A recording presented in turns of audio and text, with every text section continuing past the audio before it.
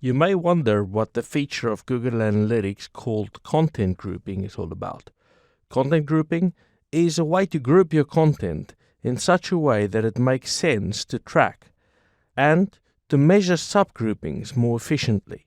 A content group is basically a collection of content of your own choice. For example, if you have an e-commerce retail business, you may want to compare sales for your departments.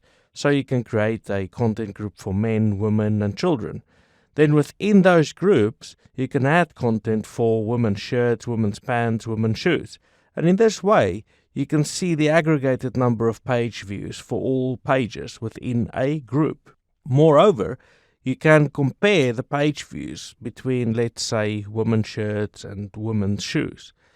You can also compare, for example, children's outerwear sales versus children's t-shirt sales and see where you can make better investments in the future of your e-commerce shop. So how does it work?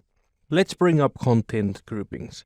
So if this is your first time, if you click on admin and you notice now the admin area opens up, look all the way towards the right in the view column and then you would select content grouping. So there's going to be 3 ways that you can install content grouping. So let's talk through this. If you click on Add New Content Grouping, it shows you the 3 ways that you can use here. So we've got tracking code, and so this is by modifying the tracking code on each of the pages. And there's the modification code that you can copy. Or we've got extraction by extracting content based on the URL and the page title. So this is where it would be specified. Or we've got rule definitions where you're going to simply use a rule to identify specific content.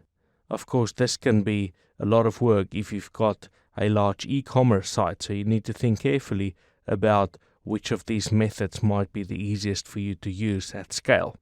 You can use one or more of these methods if you want to. If you choose to use more than one, then Analytics will add content to the group based on the first match.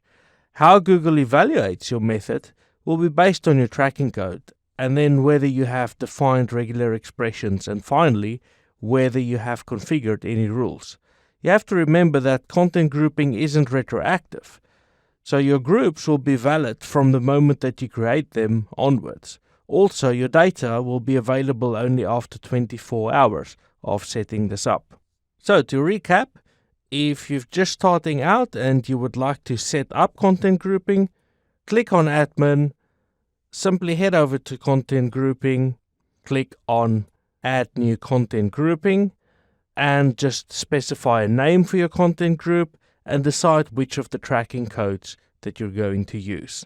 The good thing is that once you've set this up, you can find your content grouping statistics in your content reports as a primary dimension. Alternatively, you may want to use content groups as a dimension in custom reports.